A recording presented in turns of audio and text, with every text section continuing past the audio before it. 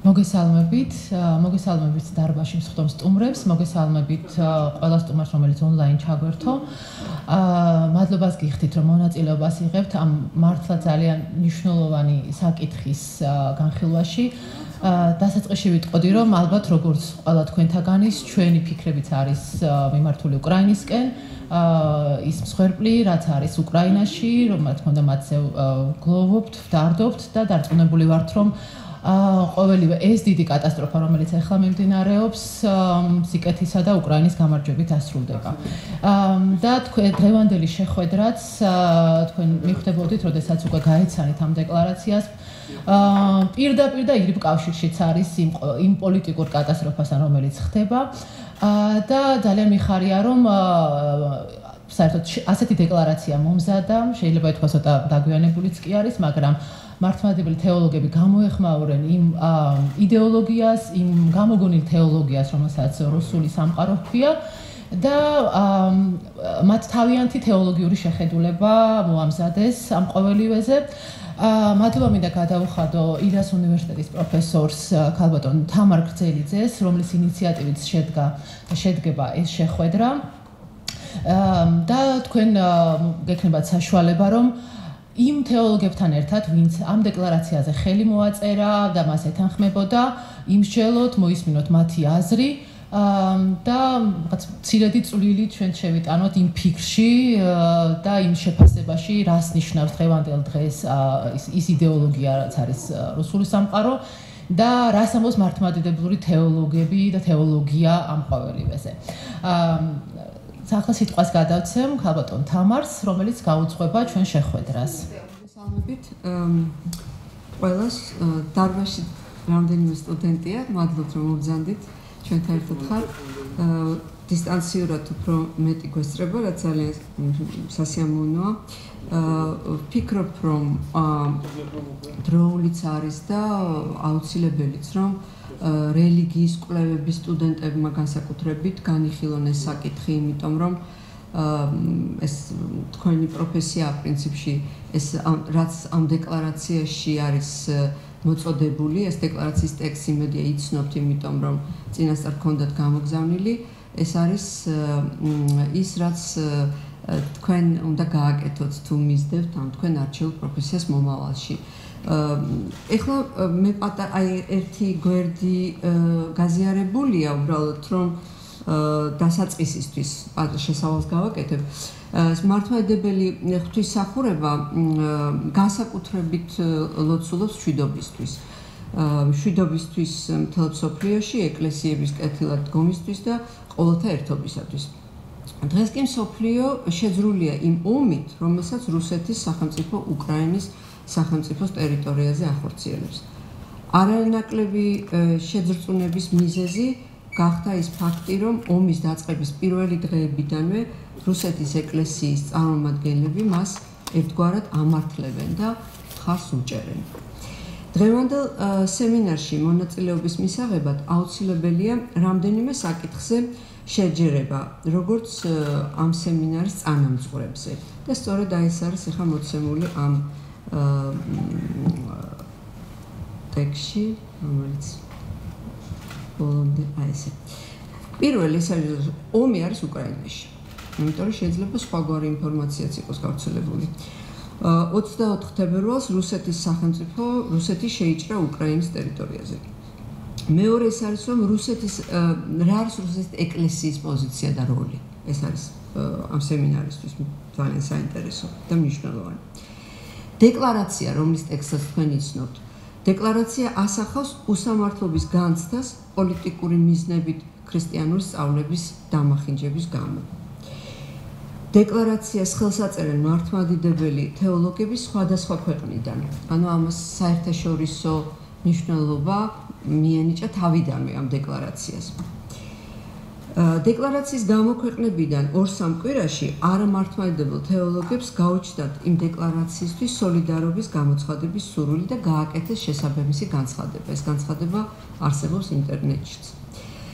საერთაშორისო ჩართულობის ინსტიტუციური გამოვლინება ის ფაქტი, რომ 7 აპრილს ხოშკი აპრილს ევროპარლამენტმა ეს მოგეხსენებათ არის სტრასბურგში მოქმედი საერთაშორისო ორგანო, რომელიც ევროკავშირის ქვეყნების წარმომადგენლების საპარლამენტო პლატფორმას წარმოადგენს, ევროპარლამენტმა დაგმო პატრიარქ კირილეს როლი, როგორც უზრუნველმყოფი უკრაინაში მიმდინარე ომის თეოლოგიური საფარველისა, ასე არის ტექსტში.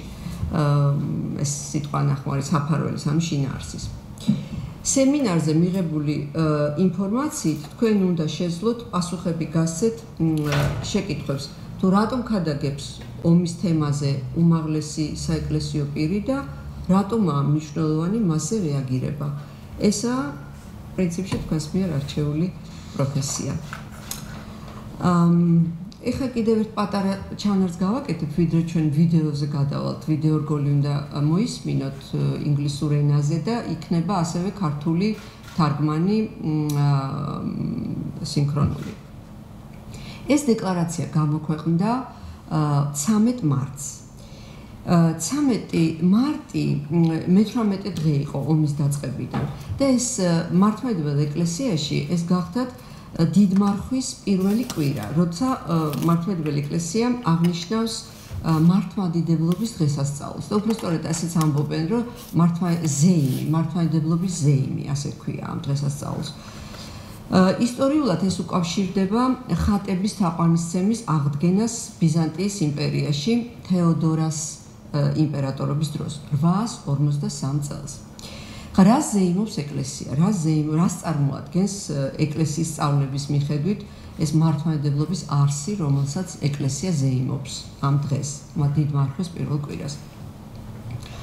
ამ შეკითხვაზე პასუხს გარკვეული კავშირი აქვს დეკლარაციის შინაარსთან. 853 წელს 100 წლიანი აკრძალვის შემდეგ ხატმებრძოლეობა გამოვლილი ეკლესია თავის ადგილს უბრუნებს ხატებს.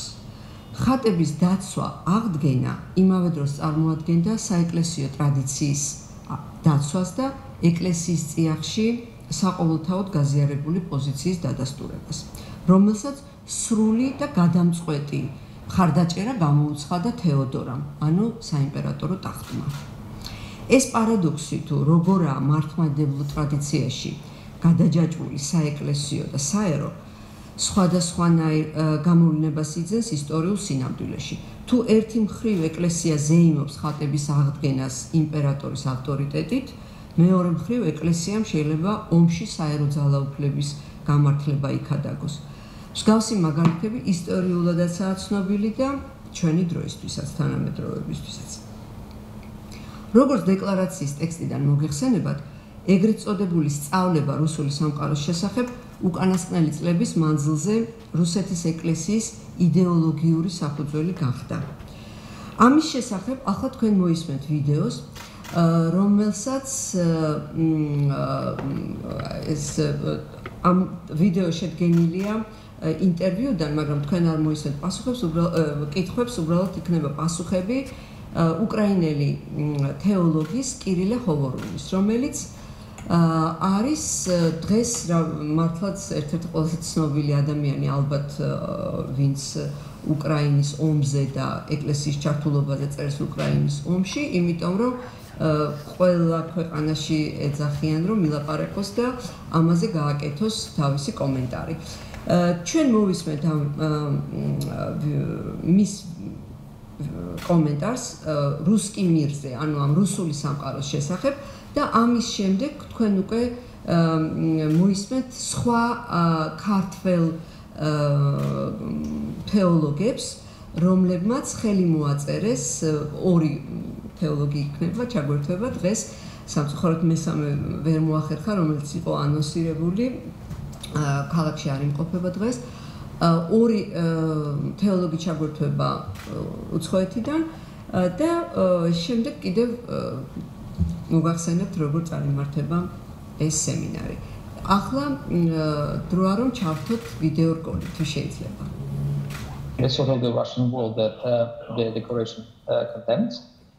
It has its roots, the doctrine of the Russian world has its roots in the 90s. It had some significant modifications in the meantime in the 2000s, early 2000s.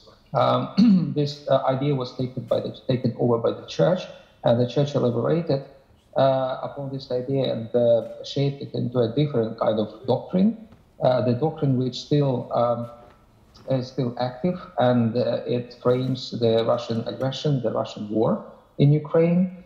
So essentially, one can say that the formula of this war in Ukraine is very simple. It's like an equation. Guns plus ideas equal war. So the Putin's regime supplied guns to this formula, and I'm afraid the church has supplied ideas to this formula. And exactly the idea, the component of ideas in this formula is exactly this doctrine of the Russian war. That's why the theologians who have drafted and signed the petition, and the process of signing continues, they realize the core, as it were, of the aggression of the war. At the core is ideological, or one may say a distorted theology, ideologized theology, or theologized ideology, whatever you prefer. It's a kind of really a hybrid between theology and ideology, and it unfortunately does underpin the war. It should be said that originally this idea was, as I said, it was formed as it is by the church. Then the Kremlin adopted the language and the ideas as such from the church. And the last that we heard about this doctrine was in this famous or infamous, notorious speech by Putin on the eve of the war, of the aggression on the 21st of February, when he clearly referred to the ideas pertinent to this Russian war doctrine. It's a form of exceptionalism, or one may say a nationalism. That's why, by the way, the theologians of this declaration rightly, I believe, identify the Russian war as a form of philitism. It's like a term coined by the Orthodox theologians in the 19th century when they condemned nationalism, different forms of nationalism. Literally, philitism means tribalism, and it's, in other words, it's a sort of exceptionalism, which means that to belong to a tribe makes you kind of different, makes you exceptional, endows standing from God, standing from the divine providence. And if you expand this idea of tribe, exceptional kind of tribe, to the civilization, as the Russian world suggests, then you have this doctrine of the Russian world. So essentially, the Russian world is a tribalism to the scale of a civilization. When a civilization of what we call the Russian civilization is believed to be exceptional, with a special mission in the world to save the world from itself. It's like the embodiment of the cosmic good. It's like the bearer, the vehicle of the divine providence in sustaining, this world. So all those kind of crazy ideas, essentially, that drive people like Putin and his followers. Many people in Russia have subscribed to this ideology. They believe that their mission is really divine, cosmic. It's about, fighting the global evil represented by the Western countries, the US, the NATO, and Russia is essentially for them the incarnation of this cosmic goodness. From this perspective, the Russian world is not just a political ideology, I would say. It's not just a set of political ideas. As, for example, one can see, the idea of the European Union, which is purely political. The idea of the Russian world is also metaphysical. It is driven exactly by this idea of counterposition between sacrality and profanity, between the holiness of Rus, of Russia, as they identify themselves, Holy Rus, and what they call unholiness and godlessness of the West. So that's why it is important to take into consideration religion when we try to understand the war. That's why the theologians address this war and try to explain this war theologically, because I think it makes sense. Without that component, one can one can hardly fully understand what is going on in Ukraine with the war. It's certainly a delusion, and we see from the fruits of this delusion that this is the delusion. The fruits of the delusion is destruction, the loss of human life, human sufferings, unimaginable, to the scale unimaginable in our times. So, as the gospel says, from the fruits you will know the tree. So the fruits, the disastrous, murderous fruits indicate what kind of tree it is, what kind of ideology it is.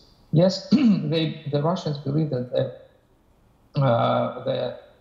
this ideology represents like the divine truth and inspired to and act on behalf of God, as it were, even though it's as I said, it's a delusion, because they have produced an idea, and this idea is an intrinsic part of the Russian world doctrine, the idea of the so-called traditional values. They say that, well, the West has been corrupted by, liberal ideas, by liberal values, and Russia needs to preserve kind of this, to save the world from those dangerous, as they say, ideas.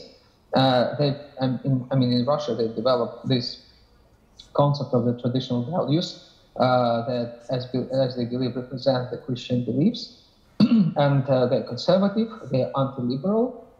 And essentially, for the Russians, this cosmic battle between Russia and the godless West is essentially a battle between two ideologies, the ideology of conservatism and liberalism. In a sense, one can say that the war is a continuation of the culture wars that the rest of the world knows very well, like especially the United States. I sometimes call that the culture wars is they are not about culture nor about the wars. But in the case of Ukraine, we are facing a situation that when a culture war has become a real war, when this battle for values or for ideological maxims like conservatism and liberalism has led us to the situation when people take guns in their arms and go to fight for, to protect those values. So that's why, this idea, this belief in the traditional values makes the Russians believing that their mission is holy and they are on the side of God. And actually, it should be said that many people in the world, across the world, Christians, including Christians, and not only Christians, but also Muslims and other people of other religions, have been convinced to support Russia in this battle. That's why we see these strange alliances between white evangelicals in the United States and the Kremlin. We can observe sympathy to the cause of Russia, to the cause of Putin, even under the circumstances of the war, from some conservative circles in the Catholic Church, in the Protestant churches, like some kind of conservative Protestant churches, like the Pentecostal Church. We can see the same kind of convergence between the Russian ideology and the radical Islam, because, for many radical Muslims, especially for the supporters of Daesh and, those caliphates in the Middle East, they see Russia as fighting their common enemy, this global shaitan. They have the same kind of dualistic, polarized worldview that contraposes, their own values, their own country against the godless West. In this, they concur. The Daesh agenda essentially concurs with the agenda of the Kremlin. That's a global phenomenon. It's not just about the war in Ukraine. That's why, and it's not that the Orthodox Church needs to be blamed for that. The Russian Orthodox Church. It should be clarified that theology per se, religion per se, is not to be blamed for that. What we are dealing with is a distortion of religion. That's why we have a clear condemnation of the Russian world doctrine from some churches like the Ecumenical Patriarchy or the theologians who have signed the petition. So we need to be very clear. It's not about religion as such. It's about the distortion of religion. And to address this problem, it's not to eliminate religion as such, to extract religion from this equation. It's about restoring the orthodoxy of religion, if you want, the orthodoxy of Orthodox, to restore the kind of normal Christian understanding of what is religion. maybe the Russian chauvinism is not a result of the ideology, because this ideology is kind of later than the Russian chauvinism or Russian imperialism. But in the present situation, in Putin's Russia, they converge and they enhance each other. Russian chauvinism, as we know, existed, for centuries. It pretty much underpinned the existence of the Romanovs Empire.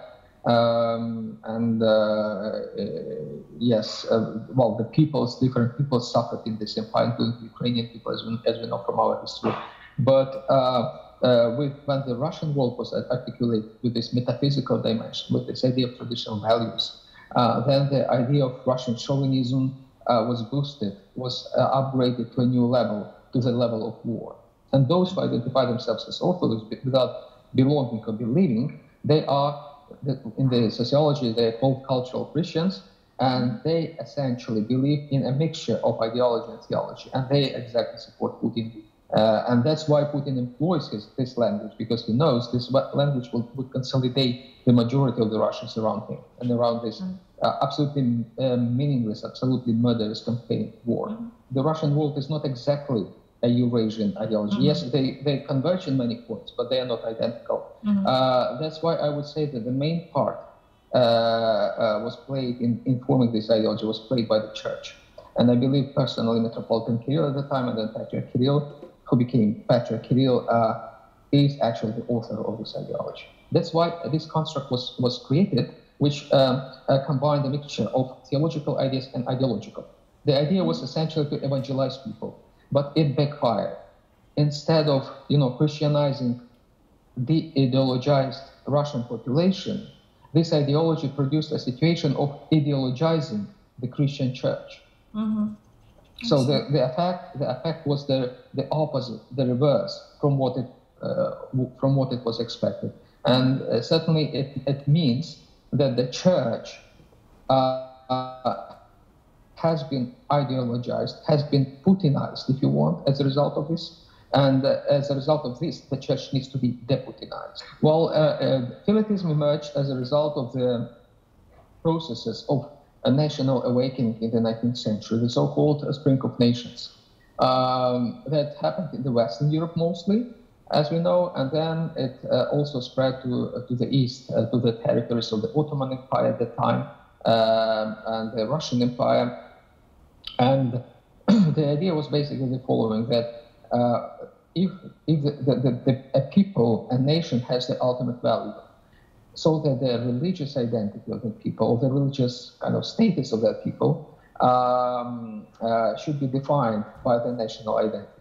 So it's essentially, Philitism is when the national identity is superior to the Christian identity.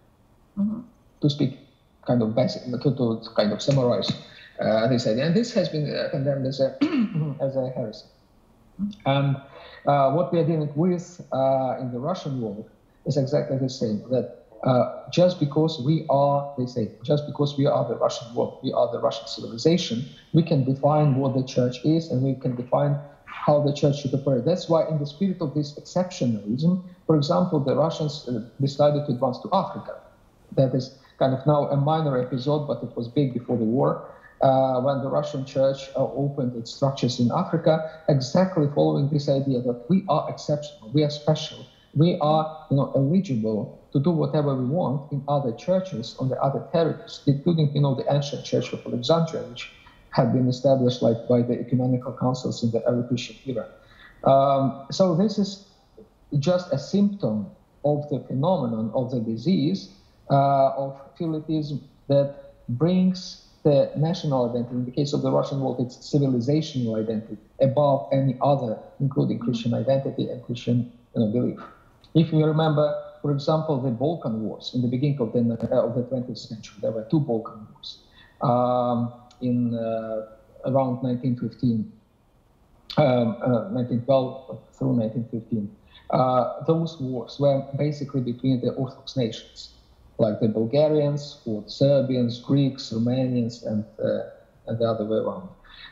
Those wars were also underpinned by Philitism. So it's not what we are facing now in Ukraine. It's not a new thing.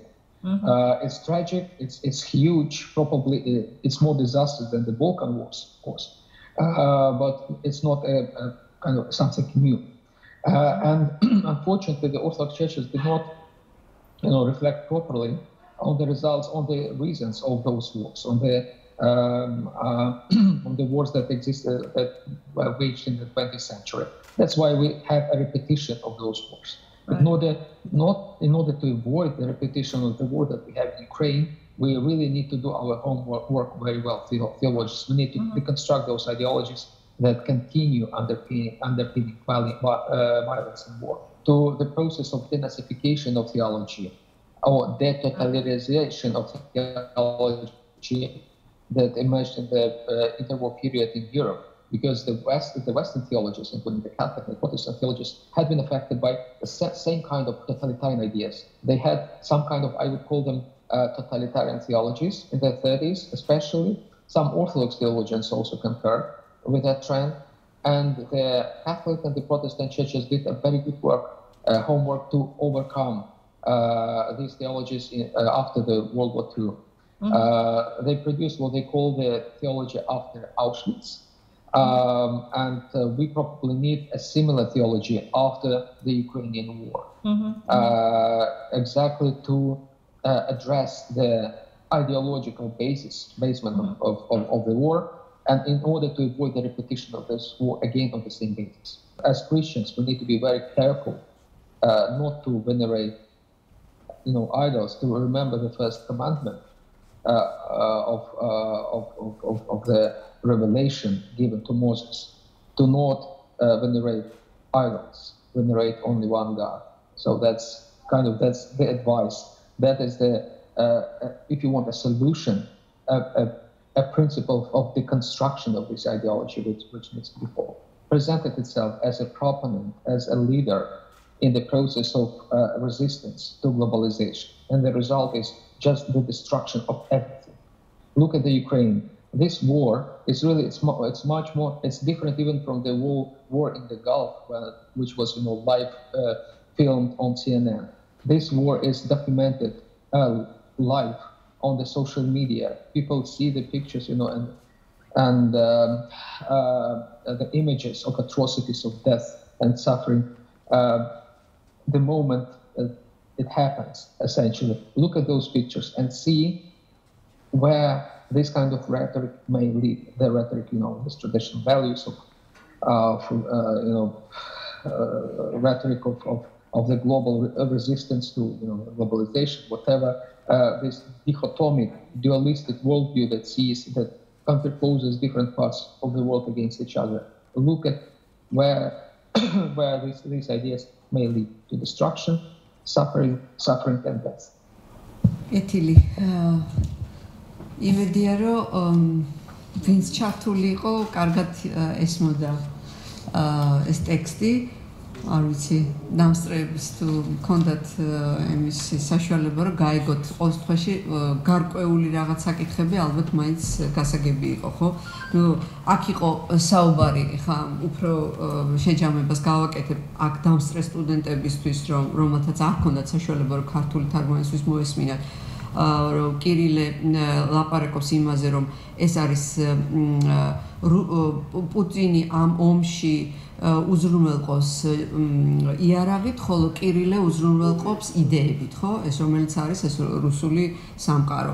საუბარი იყო ეთნოფილეტიზმზე. ეთნოფილეტიზმი არის შემდეგ ახსნა ეს მე-19 საუკუნეში დაგმო კონსტანტინოპოლის საპატრიარქომ ეთნოფილეტიზმი, რომელიც ნიშნავს მართლმადიდებლობის რომელიმე ერთან განსაკუთრებულ გაიგივებას, ხო? აი მაგალითად ისინი თვითონ ბერძნულ სამყაროზე ლაპარაკობდნენ და ბერძნულთან ამის გაიგივებაზე აკეთებდნენ აქცენტს, ანუ ამის უარყოფაზე. ხო, არ შეიძლება რომ ერთ-ერთთან იყოს. როგორც ახლა ვთქვათ, აი რუსულ სამყაროში რუსებთან არის, ხო? რუსულ ეთნოსთან არის ეს გაიგივებული. შემდეგ ახსენა ასეთი რამე, როგორიც არის tribalism, ქართულად ტომობრიობა, ხო, ტომობრიობა. რაც ხო გესმით ეს გაერთიანებები, სოციალური გაერთიანება, ტომი სხვა არის და სოციუმი, ვთქვათ, დემოკრატიულ საზოგადოებაში არსებული სოციუმი და საზოგადოება სხვა არის. აი ეს რუსკი მირ უფრო რუსული სამყარო ხელს უწყობს არა არა საზოგადოების ჩამოყალიბებას, რომელიც აი თქვათ ქრისტიანული და დემოკრატიული პრინციპებით იქნება, არამედ უფრო ტომობრივ რაღაც გაერთიანებას. ილაპარაკა კიდევ აი ეს არა ცუდად გამოყენებულ ტრადიციულ ფასეულობებზე, ანუ თითქოს მთლიანად თავის ამ მოძღვრებას აგებს ამ წუთას კირილეს ქვეშ მყოფი ეკლესიას, რომელიც რუსული სამყაროს იდეებს, რომელიც რუსული სამყარო უფრო ფართოა გაცილებით ვიდრე ეხა ის, რასაც კირილე ლაპარაკობს, იყენებს ამ ძირითადად ამ ყველაფერს აფუძნებს ტრადიციულ ფასეულობებს და ამისი აბსოლუტურად არასწორი გააზრება და ფალსიფიცირება ხდება. კულტურულ ბრძოლებზე ისაუბრა და ამ შემთხვევაში ეს კულტურული ბრძოლა, რომელსაც საფუძველს უდევს და ხელს უწყობს რუსული სამყარო, გადაიზარდა რეალურ ბრძოლაში, ხო? ანუ ეს კულტურული ბრძოლა რუსეთიდან უკრაინაში ნამდვილი ბრძოლით შევიდა. კარგით, მოკლედ ძირითადად ეს საკითხები იყო ჩამოთვლილი. ეხლა მე სიტყვას მივცემ ჩვენს ორ მომხსენებელს, ასე ვთქვათ, ჩაგვერთვებიან მომხსენებლებად, ეხლა მოკლე კომენტარს ვაკეთებთ ყველანი, ამიტომ მას მოხსენება არ ქვია, მაგრამ ყოველ შემთხვევაში კომენტარს გააკეთებს ორი ქართველი ევროპიდან. პირველი იქნება ლონდონიდან ჩაგვერთვება მღვდელი, მართლმადიდებელი მღვდელი ლეონიდე ებრალიძე, რომელიც თეოლოგიის დოქტორია. მამა ლეონიდემ დაამთავრა თბილისის სასულიერო აკადემია, შემდეგ სწავლა განაგრძო რომში, პაპის აღმოსავლურ ინსტიტუტში და აი ერთი თვის წინ მე მგონი დაიცვა სადოქტორო დისერტაცია ყველაზე მაღალი შეფასებით. ძალიან მევსრებოდი ამ დაცვას და ამიტომ ძალიან ამაყი ვიყავი იქ. 2020 წლიდან მამა ლეონიდე მიწვეულია როგორც ლექტორი პაპის ლატერანის უნივერსიტეტში. ახლა ვთხოვთ მას, რომ გააკეთოს კომენტარი აი ამ დეკლარაციის ტექსტზე თქვენთვის. ერთ-ერთ რომელიღაც პუნქტზე ისაუბრებს. მოგესალმებით ყველას, მადლობას ვუხდი ქალბატონ თამარს და ილიას უნივერსიტეტს სემინარის ორგანიზებისათვის. როდესაც ქალბატონი თამარი დამიკავშირდა და შემომთავაზა ამ სემინარში მონაწილეობას, სიხარულით დავთანხმდი და როგორც ამიხსნა, უნდა შემერჩია ერთ-ერთი პუნქტი, რომელზეც აქცენტს გავაკეთებდი. ჩემთვის აი ამ დეკლარაციაში ყველაზე მნიშვნელოვანი იყო ალბათ ბოლო ორი პუნქტი, რომელიც ეხება ეკლესიის მსახურებას, როგორც ჭეშმარიტების მაუწყებლისა, რა შეიცანით ჭეშმარიტება და ჭეშმარიტება გაგათავისუფლებთ თქვენ. ალბათ რუსეთის ეკლესიის ისტორია, განსაკუთრებით ბოლო 100 წლის ისტორია ამ მოწოდებასთან, ამ სახარებისეულ მოწოდებასთან გარკვეულად ცდენაში არის. ამ გაგებით ვერ დავეთანხმები ჩემს უფროს კოლეგას მამა კირილს იმასთან დაკავშირებით, რომ კირილი არის მთლიანად აი ამ რუსული სამყაროს იდეოლოგიის ავტორი. შეიძლება ამ ფორმების თან ავტორი არის, მაგრამ მთლიანად ავტორი არ არის, იმიტომ რომ სხვადასხვა დროს სხვადასხვა იდეოლოგიური ინსტრუმენტებად ხდებოდა რუსეთის ეკლესიის გამოყენება და ინსტრუმენტალიზაცია. და ამისთვის მინდა რომ მოკლედ მოგითხროთ აი რამდენიმე საკითხის შესახებ, რომელიც გასულ საუკუნეს ეხება.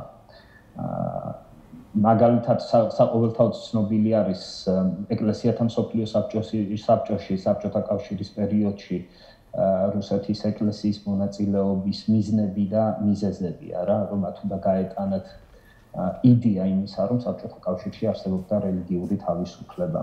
რელიგიური თავისუფლება არ იყო ერთადერთი იმიჯი, რომლის ექსპორტსაც ცდილობდა საბჭოთა ხელისუფლება მთელ მსოფლიოში. იმ რელიგიური ერთეულების მეშვეობით, რომელთაგანაც ყველაზე მსხვილი მოსკოვის საპატრიარქო იყო.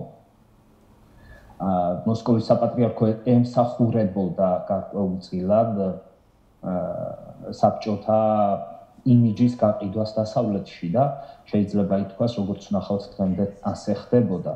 მაგალითად, ჯერ კიდევ 1952 წელს კორეაში მიმდინარე საომარ მოქმედებებში საბჭოთა კავშირის აქტიური ჩართულობის კვალდაკვალ წმინდა სერგის ლავრაში გაიმართა მასშტაბური საკავშირო სამშვიდობო კონფერენცია, რომელშიც მონაწილეობას ღებულობდნენ როგორც სხვადასხვა ქრისტიანული ეკლესიების, ასევე საბჭოთა კავშირში არსებული ყველა სხვა რელიგიური დენომინაციის წარმომადგენლები.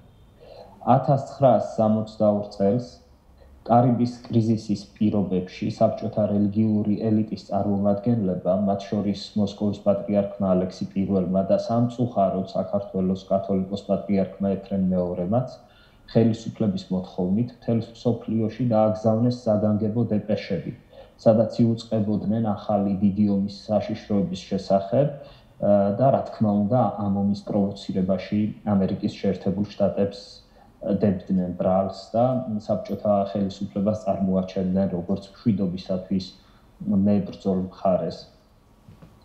მეორე სამშვიდობო კონფერენცია მოსკოვის საპატრიარქომ გამართა 1969 წელს.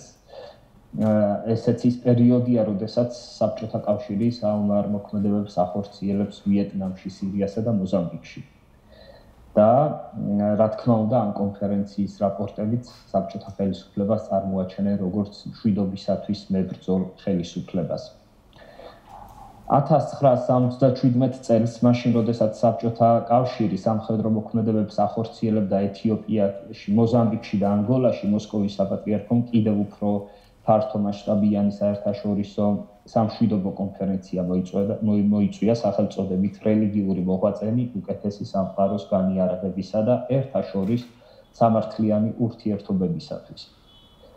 1982 წელს, ზუსტად მაშინ, როდესაც საბჭოთა კავშირი გახდა მსოფლიოში ყველაზე დიდი რაოდენობის ატომური იარაღის მფლობელი, ეს არის 1950-2000 წლების დიაპაზონში, პიკი არის 1980 წელი, მოსკოვის საპატრიარქომ ხელახლა მოიწვია საერთაშორისო სამშვიდობო კონფერენცია რელიგიური მოღვაწეების სიცოცხლის წმინდა ძღვენის გადასარჩენად ატომური კატასტროფისაგან, აი ამ სათაურით.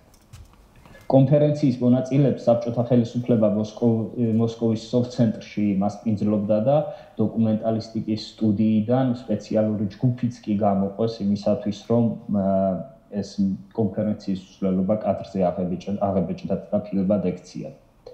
ის, რომ საბჭოთა კავშირი ამ კონფერენციათა ხელშეწყობითა და მოსკოვის საპატრიარქოს გამოყენებით რეალურად არა სამშვიდობო მისიის განხორციელებას ცდილობდა, არამედ საკუთარი მშვიდობის ყოფილობის იმიჯის ექსპორტს სხვა ქვეყნებში, ჩანს არა მხოლოდ იმ სამხედრო მოქმედებებიდან, რომელსაც ის დედამიწის სხვადასხვა წერტილში ამ კონფერენციათა პარალელურად აწარმოებდა, არამედ მსოფლიოს სხვადასხვა ქვეყნებში გაბნეული ასეულობით წვრილი და მსხვილი კომუნისტური ორგანიზაციების იდეოლოგიური ისტორიიდანაც. გარკვეულ წრეებში საბჭოთა კავშირის როგორც მშვიდობის გარანტიის როლი კარგად იყრდებოდა და ბუნებრივია საბჭოეთი ამ გავლენებს იყენებდა კიდეც თავისი პოლიტიკური ინტერესებისათვის. რა თქმა უნდა, ეს მეთოდები დღესაც გრძელდება, ამაზე მამა კირილემაც ისაუბრა, რომ რუსეთს ჰქონდა თავისი, რუსეთი სარგებლობდა სხვადასხვა რელიგიურ წრეებში თავისი პოპულარობით და მოსკოვი ამ ახალი იდეის, ახალი იმიჯის ექსპორტისთვის, როგორც ტრადიციულ ფასეულობათა დამცველისა, ბუნებრივია ძველ მოკავშირეს მოსკოვის საპატრიარქოს იყენებდა. ეს ხსენებული იმიჯი განსაკუთრებით კარგად იყიდება ტრადიციული რელიგიური დენომინაციების მიმდევართა შორის, კათოლიკები, მართლმადიდებლები, ზოგიერთი ევანგელისტური პროტესტანტული მიმართულებები და ამჯერად თუ აი საბჭოთა პერიოდში ეს იყო მშვიდობის ყოფილობის იმიჯი, რასაც ექსპორტსაც მოსკოვის საპატრიარქო ახდენდა, ამჯერად ეს არის ტრადიციული ფასეულობების დაცვის იმიჯი, განსაკუთრებით ოჯახის ფასეულობების დაცვის იმიჯი, იმიტომ რომ დასავლეთში რეალურად და ობიექტურად დგას საკითხი გენდერის იდეოლოგიისა და მასთან დაკავშირებული გამოწვევებისა და აი ამის საპირისპიროდ ტრადიციულ რელიგიურ დენომინაციებს მოსკოვის საპატრიარქო მოევლინა როგორც ერთგვარი დამცველი ტრადიციული ფასეულობებისა და ოჯახის ტრადიციული გაგებისა. მაგალითად სხვადასხვა კონფერენციებს აფინანსებდა ეს მოსკოვის საპატრიარქო და კრემლი უშუალოდ, ასეთი იყო მაგალითად 2009 წელს ქალაქ ვერონაში დაფინანსებული დიდი საოჯახო კონგრესი და სხვადასხვა ქვეყნებში 2016 წელს ნამდვილად არ ვიცი ვისი დაფინანსებით ჩატარდა, მაგრამ ასეთი კონგრესი საქართველოშიც კი გაიმართა და მაშინ ლევან ვასაძემ ასეთი რაღაცა განაცხადა, რომ რუს ხალხთან ერთად ჩვენ გავუძელით და თავიდან მოვიშორეთ, დავამარცხეთ ჯერ ფაშიზმი და შემდეგ კომუნიზმი, ორივე მოსული ჩვენთან დასავლეთიდან. მანამდე ქრისტიანული რუსეთი დაეხმარა ქრისტიანულ საქართველოს განადგურებისაგან გადარჩენაში. ეს ალბათ ძალიან კარგად გამოხატავს იმას, თუ რა დგას აი ამ საოჯახო კონგრესების უკან რეალურად.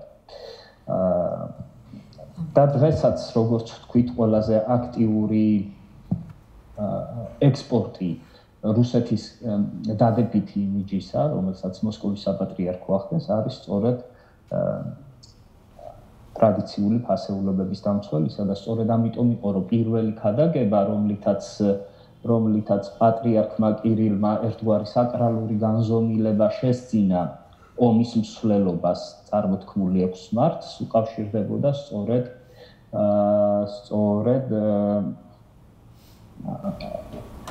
გეი პრაიდებს და ესეთი რომ შევაჯამოთ პატრიარქ კირილის 6 მარტის ქადაგება, ეს არის უკრაინის ომი უკრაინაში, უკრაინის გეი პრაიდებისაგან გადასარჩენად. ასე რომ ალბათ დაფიქრება გუმართებს, რას ემსახურება ბოლო 100 წლეული მაინც ხმად რომ არ შევიდეთ ისტორიაში მოსკოვის საპატრიარქო და თუ არის ის იმ ჭეშმარიტების მსახური, რომლის ქადაგებისკენაც სახარება მოგვიწოდებს და რომელსაც ამ საერთო დეკლარაციის ბოლო პუნქტი ეძღვნება. მადლობას გიხდით ყურადღებისთვის. დიდი მადლობა, ლეონიდე.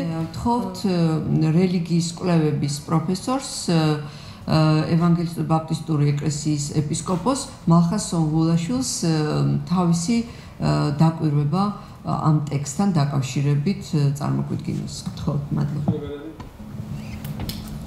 მადლობა მეგობრებო. მე ვფიქრობ ძალიან ფასეულია ამ საკითხზე მსჯელობა. და მადლობა ქალბატონ თამარს, ქალბატონ სოფოს ამ შეხვედრის ორგანიზებისათვის.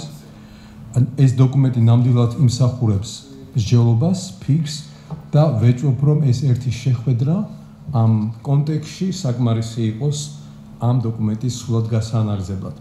მე შევეცდები ერთგვარად შემოგთავაზოთ ჰერმენევტიკული დაკვირვება ამ დოკუმენტზე და ასევე რას უნდა ნიშნავდეს ის თუ კონკრეტულად რელიგიური რეალობისათვის ყოფილ საბჭოთა კავშირში და ზოგადად მართლმადიდებელ სამყაროში. თვითონ ფაქტი, რომ ფოკუსი ამ დოკუმენტის არის რუსული სამყარო, რა თქმა უნდა, გვეხმარება სამზეოზე გამოვიტანოთ, რა არის ყველაზე მტკივნეული საკითხი დღევანდელი ომის პირობებში.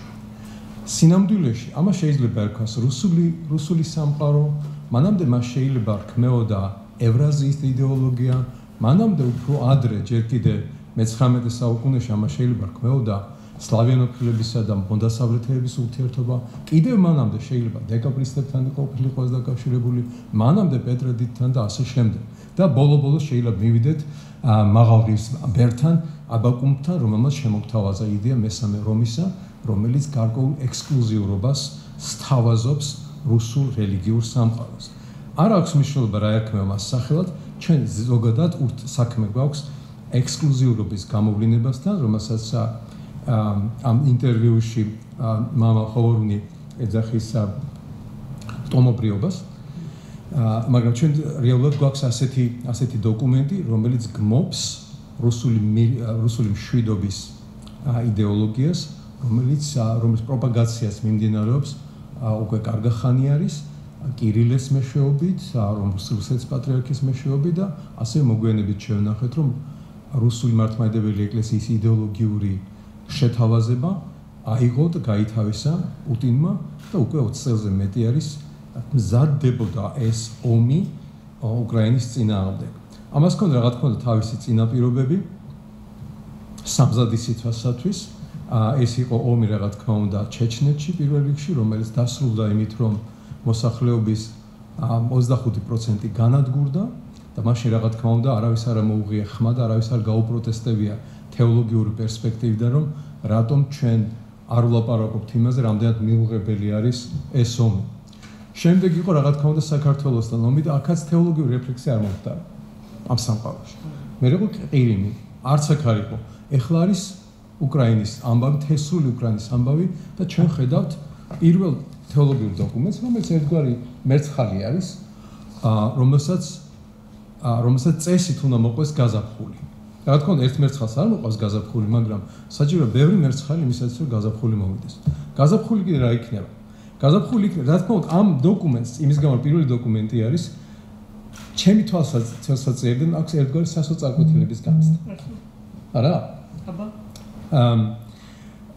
ტრადიციულად იმ მექანიზმის გამოყენება იქნებოდა შესაძლებელი, უნდა ყოფილიყო შესაძლებელი, რომელიც ასეთ საკითხებს აგვარებს სინოდალურობის კონტექსტში. არა?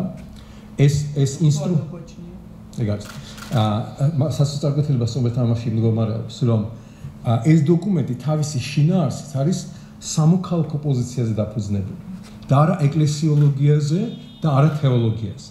და სასოწარკვეთილი იმიტომ არის, რომ ამ ხალხმა, ვინც ხელი მოაწერეს, ძალიან კარგად იციან, რომ არ არსებობს ეს ინსტრუმენტი, რომელიც ლეგიტიმურად უნდა არსებობდეს. რა თქმა უნდა, თუ მერცხალი ბევრი იქნა, ერთჩვენიერ დღეს შეიძლება სინოდალურობის მექანიზმი ამუშავდეს, დავიტოვოთ ამის იმედი. ლაპარაკი იყო იმაზე ჰორნის ინტერვიუში პოსტ-აუშვიცის თეოლოგიაზე და მე მგონი ძალიან მნიშვნელოვანი არის. ევროპულმა ეკლესიებმა შეძლეს, რომ რეფლექსია მოეხდინათ პირველ მსოფლიო ომზე და მერე კიდევ უფრო მეტი რეფლექსია მოახდინეს მეორე მსოფლიო ომზე, განსაკუთრებით ჰოლოკოსტზე. აღმოსავლური ეკლესიები ისტორიული რეალობის გამო იყვნენ შოკს. მიუხედავად იმისა, რომ ეკლესიათა მსოფლიო საბჭოს მეშვეობით მათ შეეძლოს გარკვეული მონაწილეობა ამ საქმეში, მაგრამ რაღაცნაირად ეს რეფლექსია ჩაიკეტა დასავლეთში და აღმოსავლეთი დარჩა განზე, რომ ეს თითქოს მათ არ ეხებოდათ. არა და აღმოსავლეთსაც იმდენივე უფლება და მოვალეობა ჰქონდა რეფლექსიისათვის, რომელიც დასავლეთს ამ საქმეში. ქრისტიანული თეოლოგიის მიხედვით ჯვარცმა არის ტრაგედია. მაგრამ ჯვარცმას ასევე მოსდევს ყდრეთით აღდგომა. ყველა კრიზისის შემდეგ შესაძლებელი არის რეფლექსია იმისა, რაც მოხდა. რაც გააკეთეს დასავლეთში პროტესტანტულმა და კათოლიკურმა ეკლესიებმა.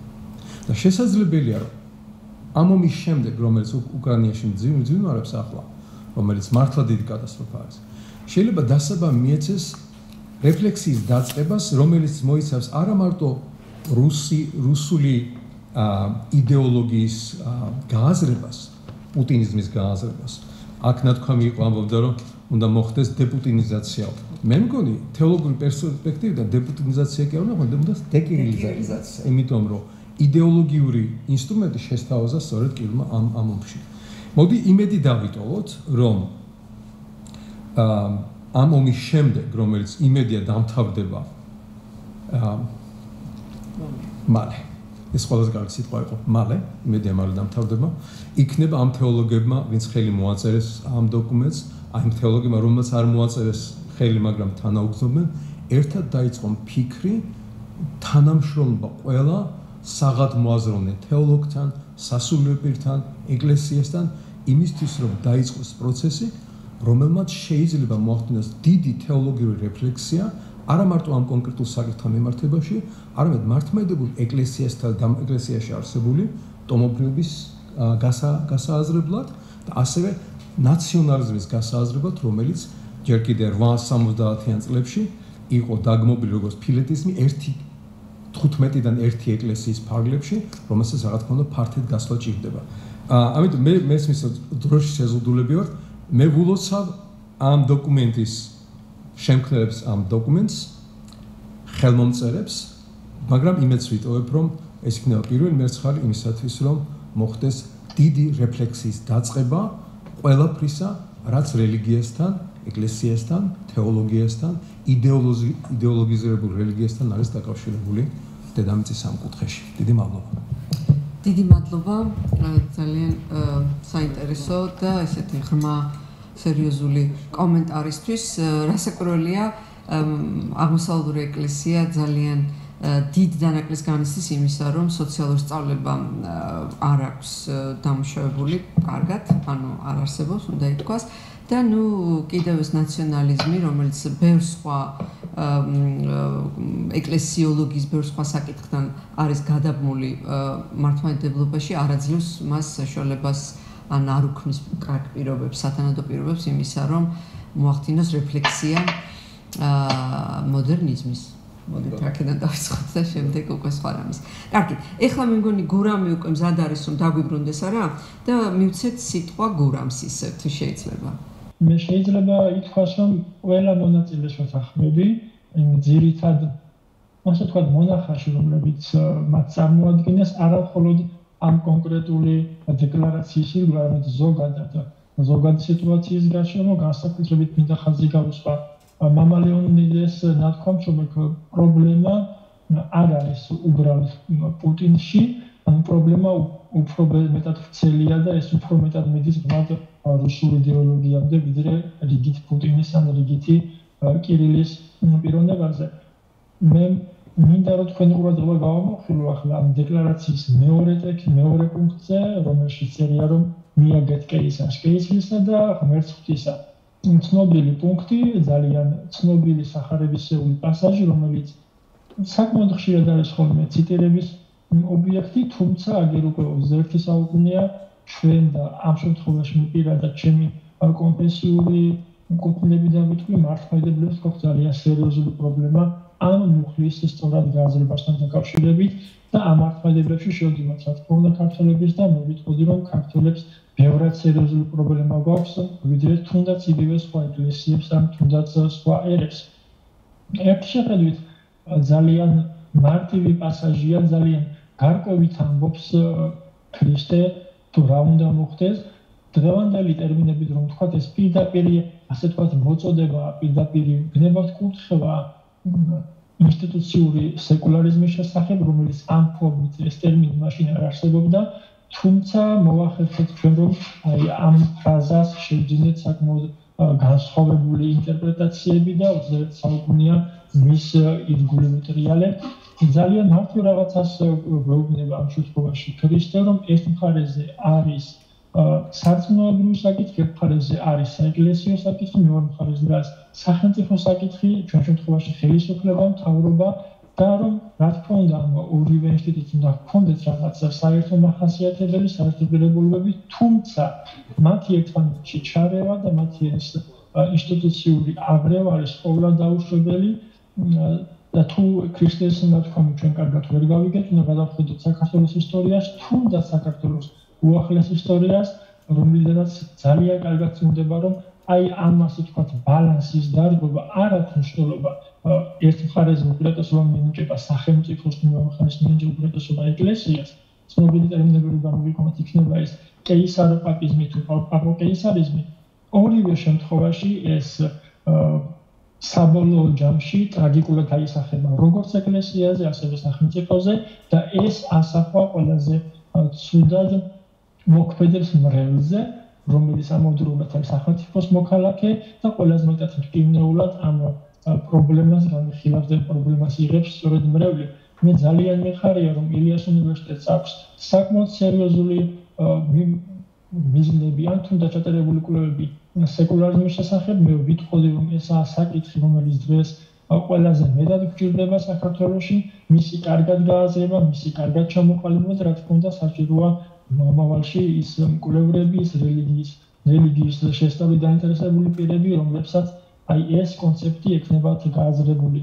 სიღრმისეულად ძალიან ტრაგიკულია ჩემთვის, რომ როცა ვახსენებ თქვათ სეკულარიზმს, ყოველთვის რაღაცა ეშმაკისეული თუ რაღაცა წვალებლური იდეა მოდის წინ, არა ამ ტერმინში მისი თუ მას სწორად გავიგებთ და სწორად მივუდგებით, არაფერი ეშმაკისეული და არაფერი წვალებლური და ასე შემდეგ უბედურობა არ არის.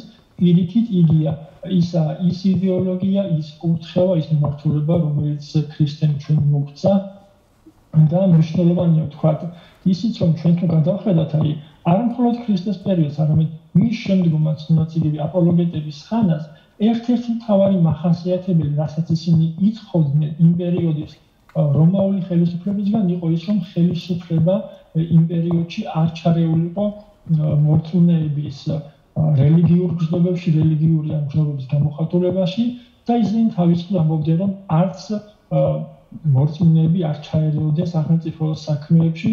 გარკვეულწილად გვახსენდება ალბათ ყველას ცნობილი ეპისტოლე იუდეისადმი, სადაც ხაზია გასული ამ მნიშვნელოვან პასაჟში, როგორ შეიძლება ქრისტიანები ცხოვრობდნენ სახელმწიფოში, იყვნენ კანონმორჩილი მოქალაქეები, თუმცა ამავდროულად ისინი არ ეწინააღმდეგებოდნენ იმ თავის რელიგიურ წამს, იმ თავის რელიგიურ მსოფლმხედველს, რომელიც მათ ძალიან დიდი ხნის მანძილზე უკვე ჩამოყალიბებული ჰქონდათ. ამ ეპისტოლის დაწერიდან ისევე როგორც სახარების ორი პასაჟის დაწერიდან გავიდა მრავალი საუკუნე და თუნდა დღესაც მაინც გვიწევს ასეთ დეკლარაციაში ამგვარი თუნდაც ერთ შეხედვით უმნიშვნელო, მაგრამ ძალიან დიდი აზრის მატარებელი ფრაზი ჩაწერა, რომ აუცილებელია სახელმწიფოსა და ეკლესიის ინსტიტუციურ დონეზე ერთმანეთისგან გამიჯვნა და რომ ეს არის ძალიან მნიშვნელოვანი და ვიტყოდი კრიტიკული შეიძლება გამოდგეს მისი არ განხორციელება. ამის შესახებ მსურდა თქვენთვის გამეზიარებინა ჩემი აზრი. კიდევ ერთხელ დიდი მადლობა მოწვევისთვის, მადლობა მონაწილეებს და რა თქმა უნდა კიდევ და კიდევ წარმატებებს და წესრიგს გესურვებთ. დიდი მადლობა გურამ საინტერესო ჩართვისთვის. იმედია ჩვენთან იქნებით ბოლომდე. ახლა უნდა ჩავთოთ თუ შეიძლება ჩვენი უცხოელი მონაწილეები.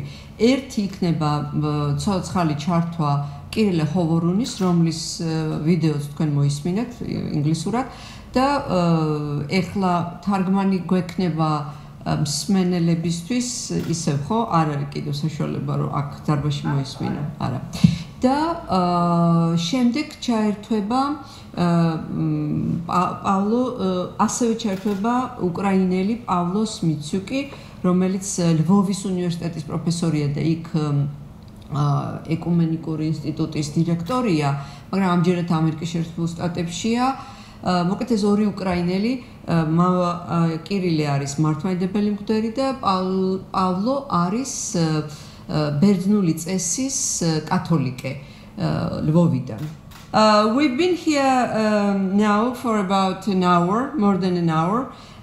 Yes, around 10 minutes now, discussing the text of the declaration. Various people made comments. Those who signed the declaration, also Bishop Malchason Gulashvili, who is member of the faculty at Ilia of religious department, made his observations. And now we would like to hear some questions directed to Father Cyril, because students heard your video. You sent to me this video, and perhaps they have some questions. We have to ask them. So, ახლა ვინც ისმენს, ხო? თუ შეიძლება რომ ჩეტში მოიწეროთ თუ გაქვთ შეკითხვები, რომელზეც საშუალება ექნება მამა კირილე ჰოვორუნს რომ უპასუხოს. თქვენს აუდიტორიაში ეგრე რამე შეკითხვა დასვათ და თუ მე მეტყვით, მე ვუთარგმნი და გაგცემს პასუხს. მე მაქვს შეკითხვა თუ შეიძლება. In recent days, I reread document about social doctrine of Moscow Patriarchate. So I would like to ask you, what do you think about this document and its compatibility with Ruski Mir, with Russian, with the ideology of Ruski Mir? Yes, thank you for this question. If you mean the social doctrine produced in 2000 and adopted by the Council of Bishops in 2000, I think that is quite a good document, as a matter of fact. And I don't believe that it implies some sort of, religious nationalism or imperial nationalism embedded in the document. the Russian world. The document, the social document of the Russian Church, in its version of 2000, reflects the era prior to Putin. You remember probably that Putin came to power in 2000, right? That was exactly the year when the social document was adopted. And the era before Putin is reflected in democratic values more. You know, the new situation of Russia liberated after the communist regime became exactly reflected in this social doctrine of the Russian Church. The Church happened in a kind of second edition of this, or a new document which was added to this corpus. The document which is called on the concept of the Russian Church and the human rights and dignity. It was adopted in 2008, which is an addition to the social doctrine, a different manner. It's more nationalistic. It's more. It is exactly capturing now the era of Putin. For example, it questions and relativizes the concept of human rights, and we see where the relativization of the human rights ends up. It ends up in the suffering, something that we experience in Ukraine. It's not a coincidence as well that the document of 2008 was adopted in the year of the Russian war against Georgia. It was exactly the change of tide in the Russian politics, in the Russian ideology, and I think the version of 2008 exactly reflects the change in the ideology, including the spirit of war that started kind of emerging out of Russia. Thank you very much. Thank you. There is a question from a student, which I don't really quite understand its relation to the Russian world, but I will try to interpret it for you, Father Cyril. So you spoke widely about the heresy of the Russian world before the 24th of February, so I mean, which was preceding this Russian invasion in Ukraine. So was there any other chance or any other way to avoid the war? The question is like this. Yes, I believe so. And indeed, I tried to rebuke, to criticize. I did criticize this concept of the Russian war long before the war. Like I've been doing this for the last 10 years or so, at least. And really, I try to warn somehow, our church community and more general public about the dangers of this Russian war ideology. I believe if the Russian church had chosen a different path of ideological, of proceeding with ideology, would not have embarked on the ideology of the Russian world. Probably we could might have avoided this war. Because the formula of the war is very simple. It's guns plus ideas. So the Kremlin supplied the guns, and I believe the church, unfortunately, has supplied the ideas. So if the ideas were different, the war would have been probably avoided.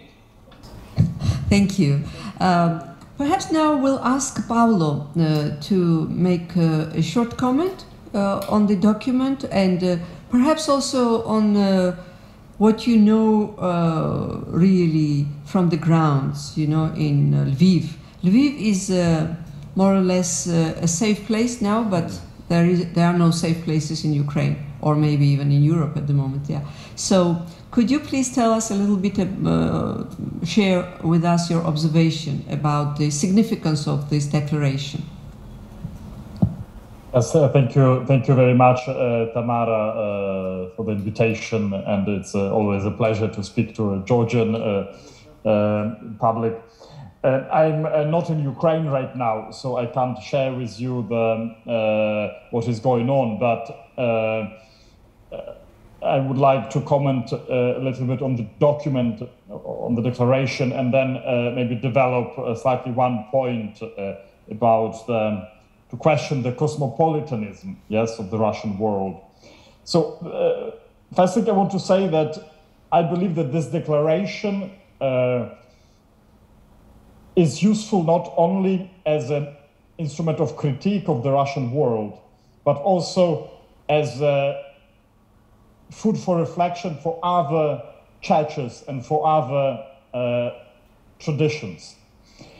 In a way, the declaration proposes a robust theological alternative, yes, which is built on the kingdom of God. Yes, it doesn't start with political ideas, history. It says that actually our starting point should be the eschaton, yes, the end of the world, the unity of everybody in the kingdom of God. I think it completely reverses the perspective of the Russian world, which says that we are conditioned by history, we are slaves to history, and we need to defend this history no matter what. Yes, we will destroy our future in the name of history. And it's not only the Russian Orthodox Church that is doing this, many others, my church included, sometimes does this. The other point, I think, which is very important, the declaration says that everything is acceptable until it leaves the church to be free and prophetic. The moment that church stops being free and prophetic, it stops being church, it stops being Christian. And it's also a message not only for the Russians, but for everybody, how to keep our freedom as a church, how to be prophetic and not only repeat what our governments are saying. And the third point, which I think is of incredible importance, it's in the Article 5, it says that liturgy and life should coincide. Yes, you cannot pray for peace if you don't do everything you can to build the peace. And we, I think Orthodox, Catholics, everybody, we consider liturgy as something, you know, as a little theater. We live our lives, we come to liturgy, everything is beautiful, incense, candles, and we live as Christians, yes? And to a certain degree, even Eucharistic ecclesiology tries to present, yes, you are Christian only in the liturgy. Now, this document says, no, you can't be as a patriarch saying, let's pray for peace if you are doing the contrary, yeah? Be consistent. Now, the little point which I wanted to develop was the relationship between Russian Federation and the other nations in this so-called Russian world. Yes, I looked at some declarations, speeches by Patriarch Kirill in 2009, 2010, and you will be astonished how open they are. So Kirill presents this Russian world as a cosmopolitan, you know, almost liberal narrative. Yeah, he says that Russian world doesn't mean Российский, has nothing to do with Russia as the country. It's not linked to the interests of only one state. He says that, well, Russian language is important, but we need to remember about other languages of the nations, yes, of Eastern Slavic Byzantine nations. He also says that the fact that you have different sovereign nations within the territory of the Russian Orthodox Church, it's a good sign because it means that we need to be serious about our approach to the identity, national identity of different countries. And he says we need to exclude the paternalism and any attempt to play the big brother role, end quote. So this narrative is presented as a church being supranational, suprapolitical. But I think the problem is that it was a lie. It was inconsistent, yes? At the academic level, I can imagine that you can speak about the familiarity between, I don't know, Eastern Slavic peoples of Byzantine tradition, as you can speak about familiarity between post-Soviet nations, or as you can speak about European identity, or Latin America, or whatever. The problem is that from being a philosophical idea, it became, yes, as Father Cyril says, a political instrument, an instrument which leads to war. And second, that it was constructed on a lie and inconsistency. It declares to be cosmopolitan, supranational, but in fact, it promotes the agenda of one modern nation state only. Yes, it pushes forward only one national interest. So Russian world, in a way, provides a theological variant to any political idea that promoted by Putin. Yes, Putin speaks of the West, of NATO as threatening to Russia, and Kirill condemns the West for the gay parades. Yeah? Although I think very often the LGBT question is understood by many Catholics the same way that Russian Orthodox would do. And it fails to see how many Orthodox countries are part of NATO and European Union. When Putin challenged the right of Ukrainians and other nations for a sovereign state, Kirill does the same. He says, oh, Ukrainians are not an independent nation. They are part of Russian people, yeah, Ruski narod. So, to conclude, Russian world is an inconsistent ideology, yes, which very ambiguously pretends to be representative of sort of cosmopolitan values, but finally advances the agenda of one nation state. And to fight it, you need to fight not on a level of single propositions. You need to fight, as the declaration of the Orthodox theologians did, like by showing that the basis, the very basis, when you are trying to base yourself on history or identity, is wrong. Because our center, our heart is in the coming kingdom of God. So thank you for your attention and for the invitation.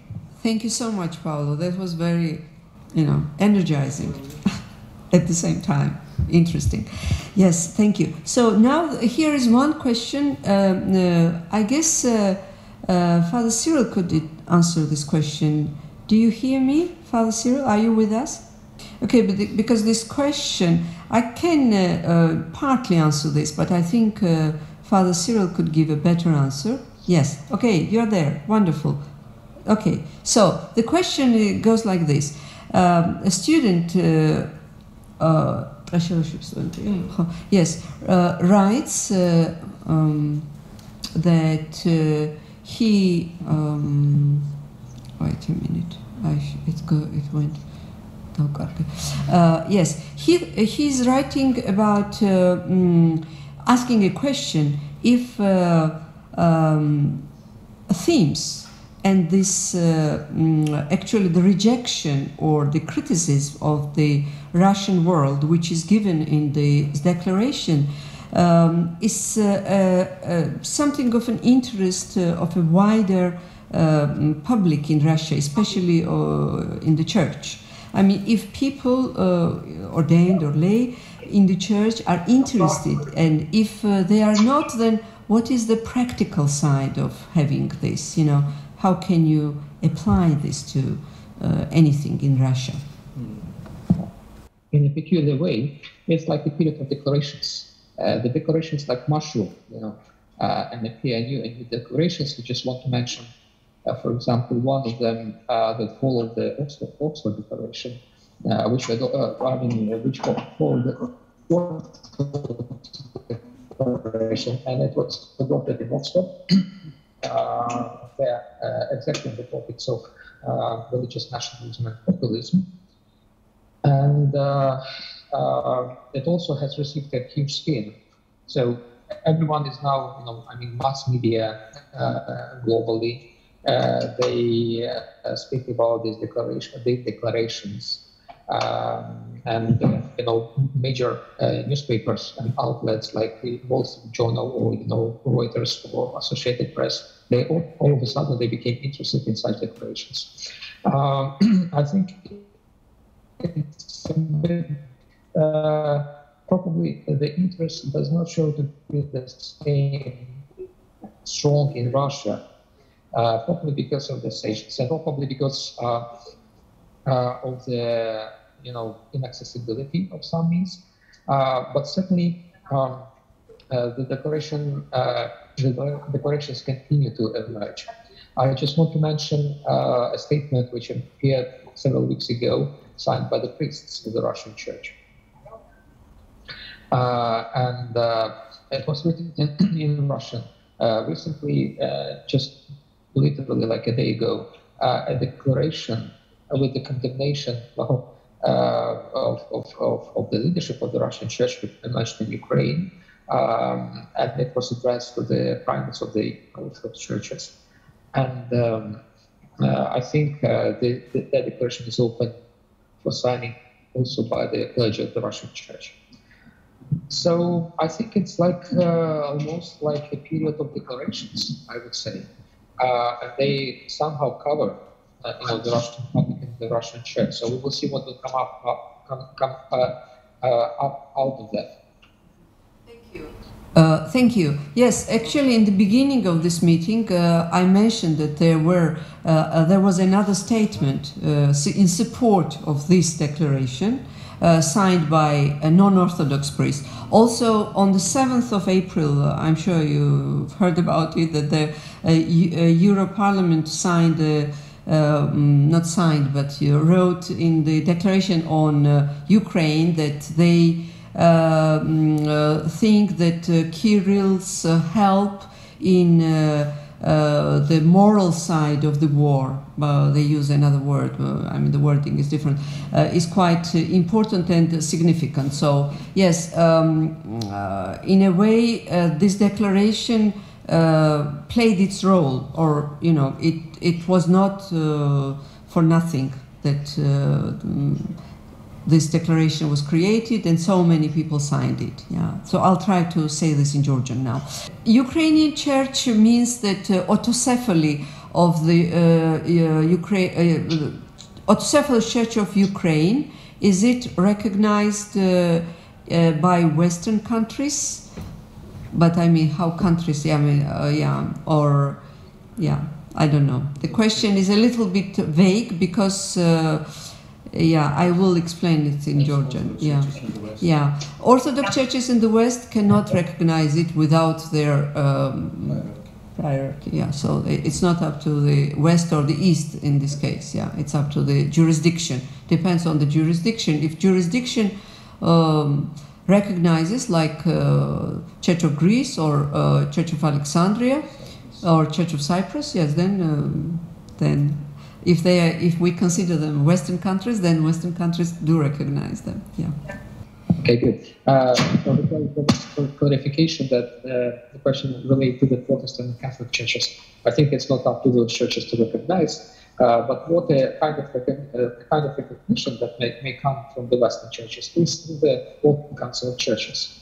If the World Council of Churches will be ready to accept the Secular Church of Ukraine as its member. I think it is overdue, and the World Council of Churches has to accept the Ukrainian Orthodox Church as its member because it fits all the criteria, all the WCC. So let us keep pressing on the World Council of Churches to make this step. Okay, that's good news. This is new to me. I'll say it once more in Georgian. აქ შეკითხვა იყო რომ სხვა ეკლესიები აღიარებენ თუ არა და ამ შემთხვევაში მნიშვნელოვანია რომ მართლმადიდებელმა ეკლესიებმა აღიარონ უკრაინის ეკლესიის ავტოკეფალია, მაგრამ მამა კირილემ ეხა თქვა რომ შესაძლებლობა არის რომ ეკლესიათა მსოფლიოს საბჭომ თავის წევრად მიიღოს უკრაინის მართლმადიდებელი ეკლესია და ეს იქნება რასაკვირველია საერთაშორისო აღიარების რაღაც სერიოზული momenti. Thank you. But I mean, it's not only recognition of the Church of Ukraine is enough. I think, yes, I mean, Bishop Malchus told me now that important is that Russian Orthodox Church is punished somehow, maybe excluded or suspended for some time from the World Council of Churches. There is a campaign among the Western churches exactly to exclude the Russian Church from the WCC. We will see the results. Okay, thank you. Now I will make sure that there is, there is another question for Father Cyril. What do you think, here are some personalities listed. do you think Patriarch Kirill or Hilarion Alfeev or other hierarchs, they believe in the ideas which are expressed in Russian world, and or this is created for people outside of the church? I think originally it was created for the external consumption, for the political consumption. But eventually, at least the Patriarch, as far as I know, came to believe in those ideas, and I think he identifies himself with those ideas, unfortunately. გიორგი წეროძეს ხო შეკითხვაზე პასუხი ასეთი იყო, რომ რადგანაც პატრიარქი კირილე ლაპარაკობს, ეს არის ყველაზე მთავარი, რომ მისი ის ლაპარაკობს ეკლესიისთვის, მაგრამ ნუ თვითონ შეერა თუ არა, ეხა ამის თქვა ძნელია. ალბათ მე რამდენადაც ვთქვათ ვიცნობ მათ, ვინც ლაპარაკობს ამ რუსული სამყაროს შესახებ, ვერ წარმომიდგენია რომ სჯეროდეთ, მაგრამ ფაქტია რომ ხელს აწერენ ამას, როგორც ჩვენ მოაწერეთ ხელი დეკლარაციას, იმიტომ რომ ჯერ ამ დეკლარაციას ისინი ხელს აწერენ რუსულ სამყაროს. This is just to use an opportunity to show our solidarity with our Ukrainian brothers and sisters in churches, universities, everywhere, and assure you in our prayers and supplications for peace in Ukraine. And we would like you to know that our hearts and thoughts and prayers are with the long-suffering people of Ukraine. Thank you. Thank you very much. Yes, actually, a few days ago there was a special prayer presided by Bishop Malchas at his church, and I was present there. It was very moving. Very many people from different churches came, and from apart from the Orthodox, I think I was the only Orthodox there. Right? And it was a very nice occasion to be together, united with other people in prayer for Ukraine.